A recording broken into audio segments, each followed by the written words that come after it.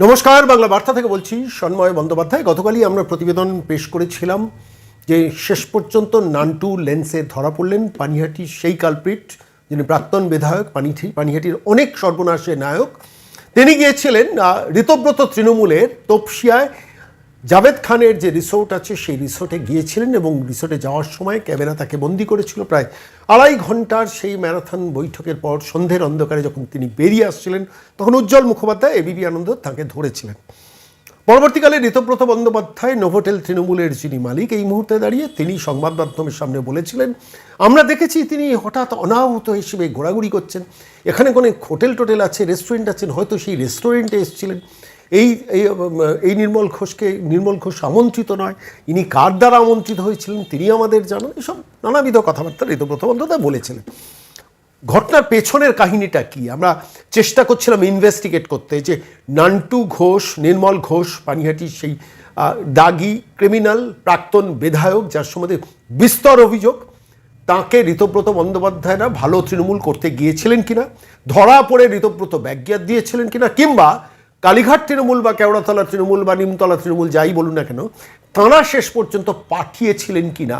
অর্থাৎ নান্টু তুমি যাও, ওখানে গেলে তাহলে ওই নোভোটেল তৃণমূল বা ঋতব্রত তৃণমূল শেষ পর্যন্ত কলঙ্কিত হবে, সংবাদ মাধ্যমের চোখ ওখানে উঠবে এবং সমস্ত বিরোধী রাজনৈতিক দলের হাতে একটা অস্ত্র এসে যাবে, যেটা নিয়ে প্রচুর বিস্তর চেঁচামেচি হবে যে নির্মল ঘোষকেও নান্টুকেও শেষ পর্যন্ত ঋতব্রত তৃণমূল ভালো তৃণমূল করার চেষ্টা করলো। এটা কি মমতার পাঠানো নাকি সত্যি ডাকা? দুটোই হতে পারে, আমি সেই কনক্লুশনে যাব না, কিন্তু আমি এটা নিয়ে বিস্তর চর্চা করেছি বলে আমার আজকে মনে হলো আজকের বাংলা বার্তার এই বিশেষ প্রতিবেদন যারা আপনারা দেখছেন, তথাকথিত সোকল ইলেকট্রনিক মাধ্যম কিংবা সংবাদ মাধ্যম এই বিশ্লেষণটা করবে না বলে আমার মনে হলো আপনাদের কাছে দুটো তথ্য পেশ করব।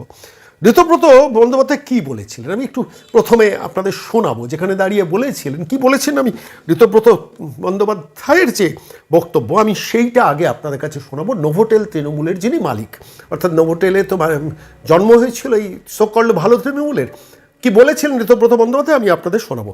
নির্মলবাবুকে দেখে, নির্মল ঘোষকে দেখে, পানিহাটির প্রাক্তন বিধায়ক, আমি একটু অবাকই হয়েছিলাম। তা প্রথমে ভেবেছিলাম ওই যেখানে আমাদের মিটিংটা হচ্ছিল ওখানে খুব জনপ্রিয় একটা রেস্টুরেন্ট রয়েছে, আরও নানান ধরনের অ্যাক্টিভিটিস হয়, স্পোর্টস অ্যাক্টিভিটিস, সোশ্যাল অ্যাক্টিভিটিস, বহু লোক যান। আমার মনে হয়েছিল নির্মলবাবু বোধহয় ওখানে কোথাও গেছেন, এখানে চলে এসেছেন, কারণ উনি আমন্ত্রিত নন, আর এখানে কারা আসবেন সেটা স্পেসিফাইড। আর তারপর আরও অবাক হলাম যখন শুনলাম তিনি বলছেন তাকে আমন্ত্রণ জানানো হয়েছিল। আমি খুব বিনীতভাবে তাকে বলি, খুব সচেতনভাবে বলছি যে কে আপনাকে আমন্ত্রণ জানিয়েছিল, কোন ফোন থেকে আপনি ফোন পেয়েছিলেন, বা কোনো SMS আপনার কাছে গেছিল কিনা, দয়া করে সেটা একটু শেয়ার করবেন, কারণ ওনাকে আমাদের কেউ আমন্ত্রণ জানাননি।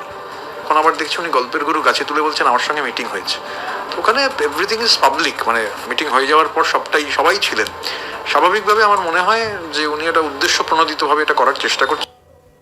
আপনাদের ঋতব্রত বন্দ্যোপাধ্যায় নোভোটেল তৃণমূলের মালিক বা ভালো তৃণমূলের মালিক, তার বক্তব্যটা আপনাদের কাছে শোনালাম। আমি একটু ইনভেস্টিগেট করেছি বলে আপনাকে বলি, আমি 3-4 জন এই ঋতব্রত তৃণমূলের বৈঠকে থাকা লোকজনের সঙ্গে আমি কথা বলেছিলাম গত পরশু দিন। আপনাদের সেই প্রতিবেদন পেশ করার সময়, গতকাল যখন প্রতিবেদন পেশ করছি তখন গত পরশু দিন যেসব লোকজন ভেতরে ছিলেন তাদের তৃণমূলের ওই নোভোটেল তৃণমূলের সঙ্গে যারা আছেন তাদের সঙ্গে কথা বলেই বলছি, নির্মল ঘোষ কিন্তু ওই অনাহূতভাবে ঘোরাঘুরি করেননি, কোনো রেস্টুরেন্টে গিয়ে বসেননি, ওই বৈঠকে ভেরি মাচ ছিলেন।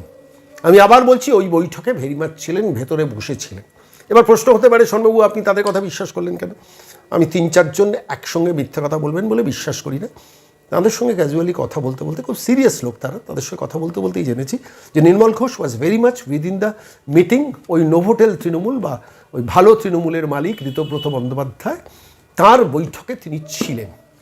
এবার প্রশ্নটা হচ্ছে, তাকে তখন অনাহূতভাবে ঘোরাঘুরি করছে, যেটা ঋতব্রত বলছেন, অনাহূতভাবে ঘোরাঘুরি করছিলেন না, ওখানে বসেছিলেন ভেতরে, ওই বৈঠকে বসেছিলেন। এখন ঋতব্রত বন্দ্যোপাধ্যায়ের সঙ্গে কথা বলেছেন কিনা আমি সেটা কাউকে জিজ্ঞেস করিনি, আমি বলতে পারছি না। সেটা নির্মল ঘোষও মিথ্যা কথা বলতে পারেন আর ঋতব্রত মিথ্যা কথা বলতে পারেন। নির্মল ঘোষ নিজে বলেছেন আমি কথা বলেছি, আর ঋতব্রত বলেছেন না উনি কথা বলেননি। আমি এই তর্কে যাবো না, কারণ আমি সেটা জানি না এবং আমি কারোর সঙ্গে সেই প্রশ্নটা করিও নি যে ঋতব্রতর সঙ্গে ওই মিটিংয়ের ভেতরে সরাসরি নির্মল ঘোষ কথা বলেছেন কিনা। কিন্তু আমাকে যেটা ভাবিয়েছিল যে সোদপুর থেকে গিয়ে জাভেদ খানের রিসর্টের মধ্যে নির্মল ঘোষ ঢুকে গেলেন, ওখানে তো এন্ট্রি রেস্ট্রিক্টেড ছিল, যে কেউ আপনি পেলে ঢুকতে পারতাম, কোনো সাংবাদিক ভেতরে ঢুকতে পেরেছে? পারেননি। গেট থেকে যারা আমন্ত্রিত তারাই ভেতরে ঢুকিয়েছেন, বর্তমান এবং প্রাক্তন তৃণমূল বিধায়ক তারাই ঢুকেছেন ভেতরে। ঢুকে তাহলে বার করে দিলেন না কেন? 3 ঘন্টা সময় লাগলো কেন? নির্মল ঘোষকে বলছেন you are not being invited, আপনি যান, বাইরে যান, এটাতে আমাদের ক্ষতি হবে, আপনি বাইরে যান, আপনি you are not being invited. এটা বলেননি কেন তাহলে ঋতব্রত তৃণমূলরা? প্রশ্ন এখানে এক। প্রশ্ন 2, সেটা হচ্ছে একটা মানুষ সোদপুর থেকে গিয়ে ওই জাভেদ খানের তপসিয়া রিসোর্টের মধ্যে ঢুকে পড়লেন এবং সেখানেই রেস্টুরেন্টে গেলেন ঋতব্রতর কথা অনুযায়ী। কেন মিথ্যে কথা বলছেন ঋতব্রত? কেন মিথ্যে কথা বলছেন? ডেকেছিলেন, বলুন, স্বীকার করুন। এটুকু নেই, আপনি তো ভালো তৃণমূল, আপনার অসুবিধা কোথায়? আমি বলছি এত গালিগালাজ খাচ্ছেন, এত কিস্তি খাচ্ছেন, তাও একটু একটু একটু একটু অ্যাটিচিউডটা বদল করবেন না? বলুন যে আমাদের ভুল হয়েছিল। আমি বলছি ঋতব্রত তৃণমূলরা, এটা লজিক বলছে, ঋতব্রত তৃণমূলরা ডেকেছিলেন, ডেকে পরে যখন বুঝেছেন এর ইম্প্যাক্টটা খারাপ, তখন সংবাদ মাধ্যমে সামনে এসে বলছেন। আবার আরেকটা কথা বলেছেন যেটা আপনারা শুনছিলেন, যে উনি প্রমাণ করুন যে কে ওকে ডেকেছেন, কে ডেকেছিলেন। এবার নির্মল ঘোষ বা নান্টু যখন বলবেন যে আমাকে অমুক ডেকেছিলেন, অমুক বলেছিলেন, আসতে বলেছিলেন, তাই আমি এসেছি, এবার তিনি পড়বেন বিড়ম্বনায়, অর্থাৎ যিনি ডেকেছিলেন তিনি বিড়ম্বনায় পড়বেন, তখন ঋতব্রত তৃণমূলের কোপে পড়বেন। আমি বলছি তৃণমূল মানে না যারা এই ভালো খারাপ তৃণমূল, খারাপ তৃণমূল বাছেন নয়। তৃণমূল মানে বেসিক্যালি একটা খারাপ খারাপ খারাপ খারাপ বডি। সে ভালো তৃণমূল হতে পারেন, খারাপ তৃণমূল হতে, ক্লাস কালচারটা কিছু কিছু ভদ্রলোক আছেন, সেটা অন্য কথা। আমি তৃণমূল নেতাদেরও বলি, তৃণমূল নেতাদের সঙ্গে ফোনে যখন কথাবার্তা বলি খবর সংগ্রহ করার জন্য, আমি তাদের বলছি যে আপনার সঙ্গে কথা বলি, কিন্তু আপনাদের ক্লাসটা খুব খারাপ, জানেন তো, কিছু মনে করবেন না। বলে হেসে বলেন কী যে বলেন আপনি, বলি আমার অসুবিধা নেই। বেসিক্যালি মমতা বন্দ্যোপাধ্যায় ক্লাস কালচারটা তৈরি করে দিয়েছে।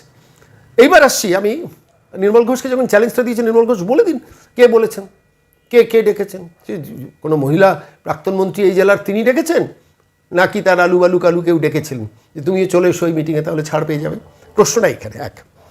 দ্বিতীয়ত হচ্ছে, এইবার আমার যেটা সেকেন্ড এজেন্ডা মনে হচ্ছে আমি আপনাদের কাছে পেশ করছি, ভুল হলে ভুল বলবেন, সেটা হচ্ছে দেখুন এরকম হয়নি তো যে নির্মল ঘোষকে নান্টু তুমিও যাও ওখানে, মমতা পাঠাননি তো? কেন দেখুন মমতার সঙ্গে যে এলিমেন্টটা আছে অভিষেক, সে এইসব ছকবাজিতে ওস্তাদ, যে তুমি যাও ওখানে, মানে তুমি যাও, তুমি কেস খাও, আর তুমি আমারই থাকবে, তুমি আমারই প্রোডাক্ট, তোমাকে আমি অনেক অনাচার করতে দিয়েছি, তুমি থাকবে, কিন্তু তুমি এবার যাও, ঢুকে ভেতরে বসে খবরগুলো নিয়ে এসো আর কেসটা খাও। কেসটা খাক কিন্তু ঋতব্রত, কারণ আলটিমেটলি নান্টু ওই মিটিংয়ে যাওয়ার ফলে কেসটা খেয়েছেন কিন্তু আমি বলছি ঋতব্রত। নান্টুর কি এসে গেল, এমনিতেও খারাপ লোক, এমনিতেও খারাপ লোক, সারা পৃথিবীর লোক জানে, কিন্তু কেসটা খেয়ে গেল ঋতব্রত। কেন ঋতব্রত ডিফেন্সে গেল না? আমরা ওকে ডাকিনি, আমরা পশ্চিম মেদিনীপুরে কোনো এক নির্মল ঘোষকে কমিটি মেম্বার করেছে। এইটুকু গার্ডস নেই, সততা নেই, যা সত্যি সেটা স্বীকার করতে, যে আমাদের ভুল হয়েছে, আমাদের পরে নজরে এসছে, পরে ব্যাপারটা মনে হয়েছে, আমরা ওকে বাদ দিয়ে দিচ্ছি। এটা বললে কিন্তু এটা নিয়ে এত চর্চা হতো না। গতকাল সোশ্যাল মিডিয়া, ইলেকট্রনিক মিডিয়ায় সারাদিন ধরে চর্চা হয়েছে, এমন অনেকে অনেক কথা বলেছেন যে কথাগুলো অনাকাঙ্ক্ষিত কথা। আমি বলছি অনাকাঙ্ক্ষিত কথা। নির্মল ঘোষকে কেন গ্রেফতার করা হচ্ছে না, অনেকে বলেছেন পুলিশ সব জানে, পুলিশ কিছু করছে না, এইসব কথাও আলোচনায় এসছে। আমি বলছি এই পার্টিকুলার সাবজেক্টটা উঠতই না যদি নির্মল ঘোষ ওখানে না যেতেন, কিন্তু নির্মল ঘোষ ওখানে গেলেন। এবার সেটা আপাত দৃষ্টিতে মনে হচ্ছে যে ঋতব্রত বন্দ্যোপাধ্যায়ের টিমের সদস্যরা তাকে ডেকেছেন, কিন্তু লোক জড়ো করছেন তো তারা। কেষ্টমণ্ডলের মধ্যে 2.5 বছর জেল খাটা তিহারের জেলের সেই অপরাধীটাকে নিয়ে এসছে, বলছে তুমি ভালো তৃণমূল। ওই রবীন্দ্রনাথ ঘোষ কী অনাচার করেছেন, উদয়নগো তো জেল খাটছেন, রবীন্দ্রনাথ তো এখনো জেল খাটছেন না, উত্তরবঙ্গ থেকে নিয়ে এসছেন, তুমি ভালো তৃণমূল। বালু মল্লিক বলেছিল আমি, আমার শরীর খারাপ, আমি এর কমাস বাঁচবো, বছর বাঁচবো, আমি রাজনীতি ছেড়ে টেড়ে দিচ্ছি বলে করলো। আচমকা দেখলাম তিনি কমিটিতে ঢুকে বসে রয়েছেন, ভালো তৃণমূল হয়ে গেছে। নারায়ণ গোস্বামী কী অনাচার করেছেন উত্তর 24 পরগনায়, তিনি ভালো তৃণমূল হয়ে গেলেন। এই ভালো তৃণমূল হয়ে যাওয়া, এইটা কিন্তু বাংলার রাজনীতিতে কেউ ভালোভাবে নিচ্ছে না। এটা ভালো করে ভাববেন, আমি বলছি বলে না, কংগ্রেস, তৃণমূল, বিজেপি, সিপিএম সবার ঊর্ধ্বে উঠে বলছি, যিনি খারাপ তিনি খারাপ, যিনি ভালো তিনি ভালো। এমন অনেক ভালো লোক তৃণমূলের মধ্যে আছেন। স্নেহাশিস চক্রবর্তী আমার ব্যক্তিগতভাবে মনে হচ্ছে মানুষই ভালো, খারাপ। শোভনদেব চট্টোপাধ্যায় অনেক কথা বলবেন, মানুষই ভালো, সজ্জন লোক। তার পলিটিক্যাল অ্যাক্টিভিটির মধ্যে অনেক কিছু খারাপ আছে। আমি বলছি কিছু ভালো লোক তো পাওয়া যায় তৃণমূলের মধ্যে, সবাই তো খারাপ নয়, কিন্তু গ্যাংটা আমি বলতাম না, মমতা অভিষেকের গ্যাং কাউকে ভালো থাকতে দেয় না, খারাপ হয়, এবং খারাপ হওয়ার পেছনে অনেক ধরনের কনস্পিরেসি কাজ করে। আমি সেকেন্ড অপশনটা উড়িয়ে দিচ্ছি না, কারণ বাংলা রাজনীতিতে এভরিথিং ইজ পসিবল। মমতা পাঠাননি তো নান্টুকে, আমি আপনার নান্টুর সেই ভিডিওটা দেখাবো, পাঠাননি তো, বলছেন তিনি বলছেন, আমি তার কথা কোনো কথা বিশ্বাস করি না, বিশ্বাস করুন। আমি খুব কাছ থেকে দেখেছি এই দাগি অপরাধীটাকে, অপরাধী বলি ওকে, ও অভিযুক্ত বলতে হয়, আমি ওকে অপরাধী বলি। পানিহাটি বা সারা পশ্চিমবঙ্গের বা ট্রেড ইউনিয়ন রাজনীতি যা সর্বনাশ সে লোকটি করেছে কেউ করেনি। এর সঙ্গে সব আন্ডারস্ট্যান্ডিং আছে তলায়, অপোজিশনের অনেক লোকের নিচের লেভেলে, ওপর লেভেলের আর কি আছে জানি না, কিন্তু ওপরের লেভেলে খুব বেশি নেই, কিন্তু নিচের লেভেলে মারাত্মক আন্ডারস্ট্যান্ডিং, মাঝের লেভেলে জেলা স্তরে সব আন্ডারস্ট্যান্ডিং স্টেডিং। দেখুন নান্টু কোনো ডিম ছোড়া খাননি, ঈশ্বর করুন না খান, আমি চাই না, আমি সেটা সাপোর্ট করি না, কিন্তু নান্টু বা নান্টুর ছেলেকে কেউ কোনোদিন ডিম ছড়েছে বা দেখাতে পারেন? পুরসভায় দিনের পর দিন সিআইসি হিসেবে নান্টুর ছেলে ঢুকেছেন, কেউ ডিম ছড়েছেন? সমস্ত আন্ডারস্ট্যান্ডিং অফ পলিটিক্স নিচের লেভেলে চলে, এটা যারা খবর রাখেন জানেন। আমি সেই নিয়ে কাউকে মহান করতে চাই না, কাউকে দাগি করতে চাই না, কিন্তু নান্টু এই সেটেলমেন্টের পলিটিক্সটা নিচের লেভেল থেকে মারাত্মক করে, আমি তার কোনো কথা বিশ্বাস করি না। কিন্তু আমার গতকাল উজ্জ্বল মুখোপাধ্যায় এবিপি আনন্দে যে রিপোর্টটা পেশ করেছে, আমার এখানে কতগুলো প্রশ্ন জেগেছে, যে প্রশ্নগুলো আপনাদের মনেও জাগবে আপনারা শুনলে। আমি এই মুহূর্তে উজ্জ্বল মুখোপাধ্যায় যে বক্তব্যটা পেশ করেছেন, মানে বলেছেন যে আমাকে না ডাকলে কে আসবো, বলছেন আপনি অনাহুত, বলে আমাকে যদি কেউ না ডাকে আমি এমনি চলে আসবো। এই প্রশ্নটা আমি বিশ্বাস করেছি নান্টু যা বলেছেন। আবার কোনো একটা জায়গায় মনে হচ্ছে এটাও তো অভিনয় হতে পারে, মমতা অভিষেক যে স্টাইলে অপারেশন রাজনীতি করে, যে মিথ্যাচারিতা রাজনীতি করেছে, পাঠিয়ে রাখেননি তো যে কলঙ্কিত করে দাও ভালো তৃণমূলকে, তাহলে লোকে খিস্তি করুক কৃতব্রতকে, বাম ডান সবাই মিলে খিস্তি করুন যে তুমি নির্মল ঘোষের মতো দাগি অপরাধীটাকে তুমি দলে নিযুক্ত করছো, সরকারের বিড়ম্বনা বাড়ুক, চাইনি তো মমতা অভিষেক? হতে পারে। আমি everything is possible in this game of politics বলি। আমি দলীয় রাজনীতির বৃত্ত থেকে নিজেকে আমি সন্ময় বন্দ্যোপাধ্যায় সরিয়ে দিচ্ছি। এই গেম অফ পলিটিক্সটা খুব ঘৃণা করি, বিশ্বাস করুন। বৃহত্তর স্বার্থ, বৃহত্তর ক্ষেত্রেও আমি বলছি, মানে ভালো লাগে না এগুলো, যেগুলো ভালো লাগে না বলতে শুরু করেছি, তার জন্য আমি জানি অনেকে পছন্দ করছেন না। আমার মুখ থেকে কেন এই কণ্ঠস্বরের কথাগুলো আমি শুনছি, আমাকে বলতে হয়, চিনিয়ে দিতে হয় যে মমতা অভিষেক যা করে গেছেন এই রাজ্যে, এত বেশি ক্ষতি পশ্চিমবঙ্গের কেউ কিন্তু করেনি। আমি এই মুহূর্তে সেই নান্টু এবং উজ্জ্বল মুখোপাধ্যায়ের যখন বেরিয়ে আসছেন 2.5 ঘন্টা মিটিংয়ের পর, তখন উজ্জ্বল ভারী সুন্দর, এবিপি আনন্দের অন্যতম ভালো সাংবাদিক, আমার খুব ভালো লাগে। ইনি আবার ভালো তৃণমূল খারাপ তৃণমূল পাবে না, সাংবাদিক হিসেবে যথেষ্ট কোয়ালিটির, প্রশ্নগুলো খুব চোখা করে নান্টুকে ধরেছিলেন, সেখানেই ধরা পড়েছে, মানে ধরা পড়েছে যে আলটিমেটলি আমার মনে হচ্ছে যে দুটো ন্যারেটিভ যে বললাম, একটা হচ্ছে ঋতব্রতরা ডেকে পরে পাল্টি খাচ্ছেন, দ্বিতীয়ত হচ্ছে মমতা অভিষেক পাঠাননি তো। আমার এই ইন্টারভিউটাতে দুটো প্রশ্নই মনে দেখেছে। আমি আপনাদের কাছে এই প্রতিবেদন শেষ করার আগে আমি সেইটা একটু শোনাবো, একটু শুনুন আর নিজেরা ভাবুন আমি যে প্রশ্নগুলো রেজ করলাম কতটা যুক্তিসঙ্গত, শুনুন। নির্মল ঘোষ এসেছিলেন, বৈঠকে যোগ দিলেন? বৈঠকে আমন্ত্রণ করেছিল, আমি এসেছি, কথা হয়েছে, আলোচনা হয়েছে, কি সিদ্ধান্ত হলো সময় মতো। মানে আপনাকে আমন্ত্রণ জানানো হয়েছিল? না হলে আমি এখানে চলে এলাম, মিটিংয়ে চলে গেলাম। জলদাদা ভাই আপনার সাথে ঋতব্রত বন্দ্যোপাধ্যায়ের আলাদা করে কথা হলো? আমরা দেখলাম যে বেরিয়ে গেল উনি। হ্যাঁ, কথা হয়েছে, আবার কথা হবে, একটু পরে আবার কথা হবে। মানে আপনি কি মানে কালীঘাট তৃণমূল সেটা ছেড়ে? না, আমি কোনো ছাড়াছাড়ির মধ্যে নেই। কালীঘাট অমুকঘাট নেই, তৃণমূলে থাকবো। একটা অভিযোগ, অভিযোগ কি বলবেন? আমি এটা স্পষ্ট যে এই যে অভিযোগ উঠছে আপনার নামে, আপনি এতদিনের বিধায়ক, এই যে লটারি থেকে শুরু করে এই সব কেলেঙ্কারি কেন আপনার নামে উঠবে?